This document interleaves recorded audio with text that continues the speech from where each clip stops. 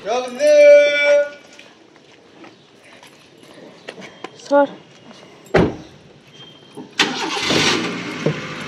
সর সর সর। টাটা করেছিস মোড়কে চলে যাচ্ছিস যে গাড়িটা রয়েছে এদিক থেকে। টাটা। ওই তোর মোহর কোন দিকে ও আছে? ওই দিকে তাকাতে পারছিস না? করিস না, চুলটা খুলে দিল।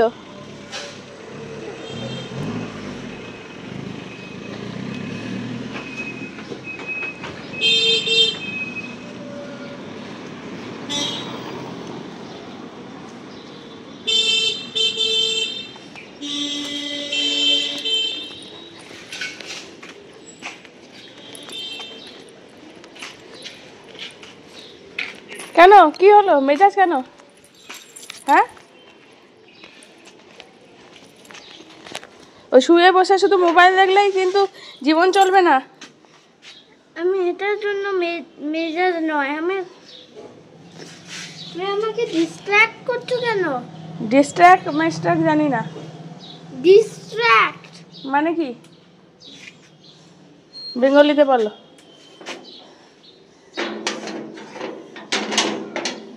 চলো চলো চলো। ওরকম সম্মুখ গতিতে সব জিনিস চলে না মাম্মাম, তাড়াতাড়ি না করলে হবে না। হ্যাঁ সে তো চুপ করাবে, এবার বাইরের টিচারদের কাছে বকা খাবে মার খাবে, ওটাই তোমার প্রাপ্য।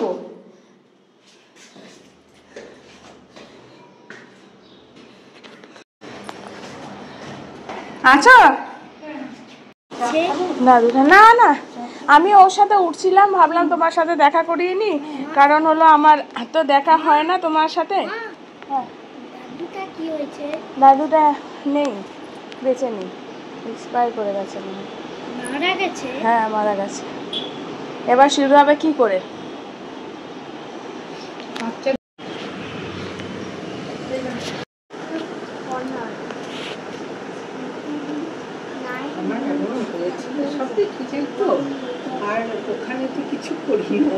না না আমার নষ্ট হয়ে যাচ্ছে।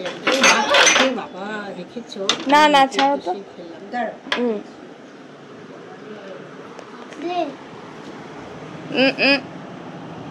কাঁদলে হবে, কাঁদলে হবে? পড়াশোনা করবি না, শুয়ে বসে থাকবি আর কার্টুন দেখবি?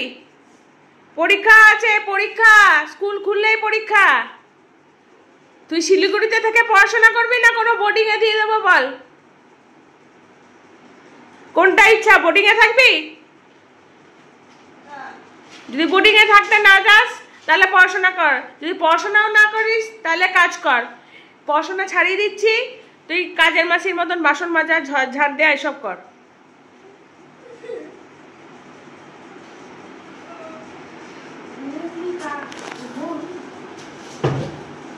পরীক্ষায় যখন সবাই ঝরঝর করে লিখবে, হাঁ করে বসে থাকবে পেন্সিল নিয়ে, ভাল লাগবে তো? বাংলাও সাবজেক্ট, বাংলাটা পড়তে হবে, ভালো লাগুক আর না লাগুক। অনেক সাবজেক্টই ভালো লাগে না, কিন্তু আমাদের পড়া কমপ্লিট করতে হয়। কাঁদলে কেউ বাজাবে না, এরকম কাঁদবে, বলবে out of this exam room, out of this exam room বলে এক্সাম রুম থেকে বের করে দেবে। তখন মনে পড়বে মার কথাগুলো, যে মা অনেকবার বলেছিল পড় পড় পড়।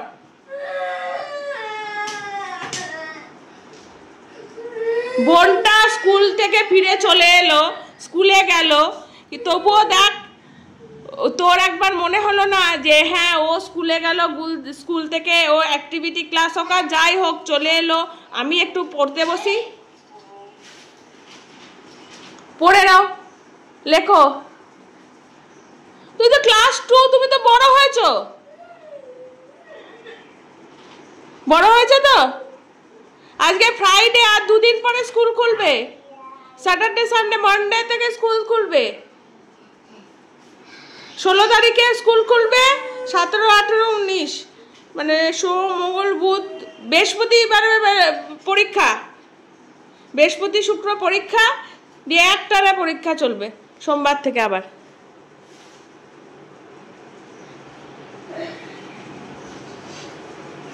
অনেকদিন পড়াশোনা থাকে, এরকম ভাবে স্কুল ছুটি থাকলে আমাদেরও অসুবিধা হতো, তাই বলে পড়াশোনা করবো না তাই করলে তো হবে না, পড়াশোনাটা করতে হবে।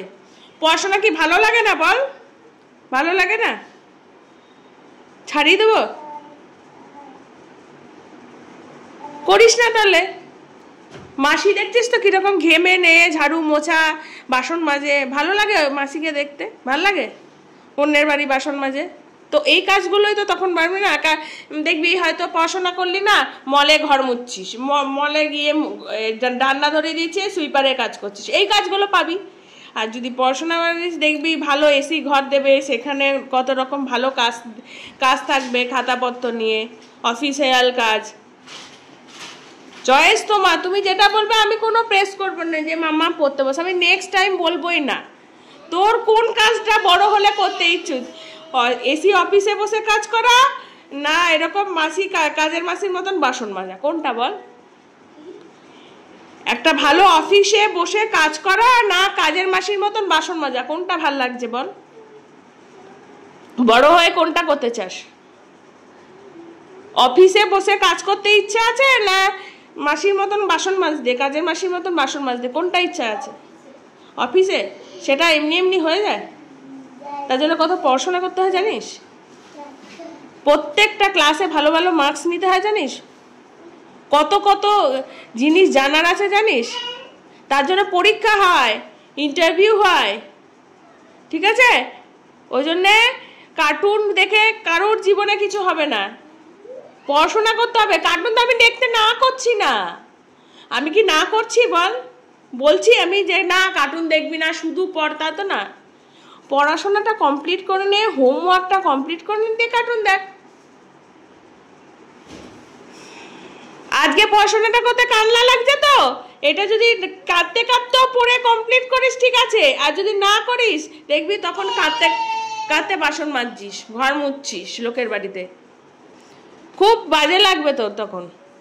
জামা কাপড় নোংরা হয়ে ঘামে এসব কাজ করছিস। কারণ মা বাবা এখন আছে, মা বাবা তোমাকে খাবার দিচ্ছে, কিন্তু পরে তো তোমাকে কেউ খেতে দেবে না, তখন তো তোমাকে ইনকাম করে খেতে হবে। কোথা থেকে আসবে সেটা? কাজ করে হবে। তো কাজ কি? পড়াশোনা জেনে ওই কাজগুলো হয়, আর যারা পড়াশোনা জানে না তারা এই কাজগুলো করে। ঠিক আছে? বুঝে নে, ভেবে নে, আমাকে বলবি। যদি বলিস যে বাসন মাজবো মা, ঠিক আছে মাসির মতনই ওই ঝাড়ু দেওয়া বাসন মাজা কাজ করবো, আমি কোনো কিছু বলবো না। আমি বাবাকে বলবো যে তুমি এক কাজ করো, ওকে স্কুল থেকে ছাড়িয়ে দাও, ঠিক আছে? তাহলে স্কুলে পড়বি না তো ছাড়িয়ে দেবে?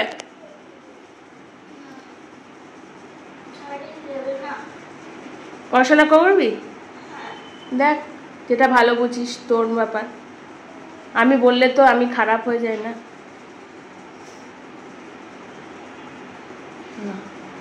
লেখ।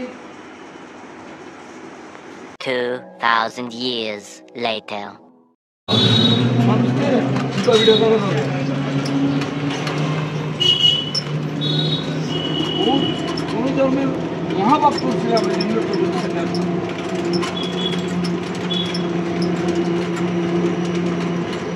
এখন টোটো চালায় মানুষকে, মানুষ ভাবে না তো।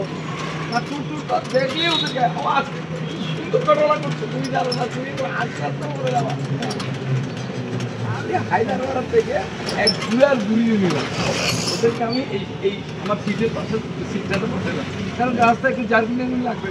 ওরা যাবে তিলক সাধু বাড়ি, তো ওখানে ভদ্রলোকটা কিন্তু যথেষ্ট বয়স হয়েছে, উনি ঠিক মতো উঠতে পারছেন, আমি দৌড়ে দৌড়ে উঠে গেলাম।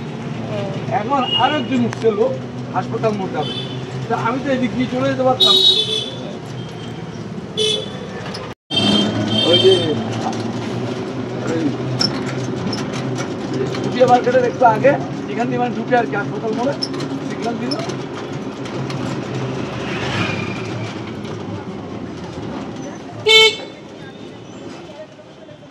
দিদি নমস্কার। আরে হ্যাঁ আসছি। কেন এতক্ষণ সময় কেন লাগবে? আসবে, গাড়ি দাঁড়াবে, চাপ নামবে, ওটা 2 সেকেন্ডের মধ্যে গেটে চলে যাবে, ভিতরের গেটে। এগুলা মামা মামা মায়ের বাড়িতে চলছে যে, এটা বলারও একটা কারণ আছে দিদি। যাও যাও, যাবে আন্টি যাবে, তুমি যাও ভিতরে চলে যাও। আন্টি যাবে, আন্টি বন্ধ করে দিবে। তারপর দিদি টাটা। ওমা পুলিশটা আমাকে সিগন্যাল দিতে না যাওয়ার জন্য আমি খেয়াল করিনি, আমি তো ট্রেনে চলে গেছি। এখন পুলিশটা আমার পিছনে পিছনে হাসপাতাল চলে গেছে। এই রে, এই তোদের চাবি নিয়ে আপনি চাবিতে কাজ করবেন কি বলার বলেন। তাহলে দেখছেন না আমি বুদ্ধি করে ফেললাম, বুঝছেন না? দেখছেন না ওষুধ তুলো ওনাকে হাসপাতালে নিয়ে যাচ্ছে। এইবার কি করছে আমরা কিন্তু হাসপাতাল আয় এই হাসপাতালে গেটে গিয়ে দাঁড়িয়ে দিচ্ছে রাস্তার উপরে ঢুকতে হইল না। হ্যাঁ আমি বুদ্ধি করে ভিতরে ঢুকে একটা রাউন্ড ঘুরে ও দেখছি মোবাইল দেখতেছে, আমি দূর থেকে ফলো করলাম মোবাইল দেখতে আমি আসতে করে বাইরে চলে আসবো। আয়সা লোক সাথে চলে গেলাম। হ্যাঁ আমার নাতিটাও আনতে গেলাম না। প্রচণ্ড জ্বর, তাই আর ব্লগ কন্টিনিউ করছি না। কালকেও ব্লগ দেবো নাকি জানি না। মেয়েরও শরীরটা খারাপ করেছে। আজকে এই পর্যন্ত।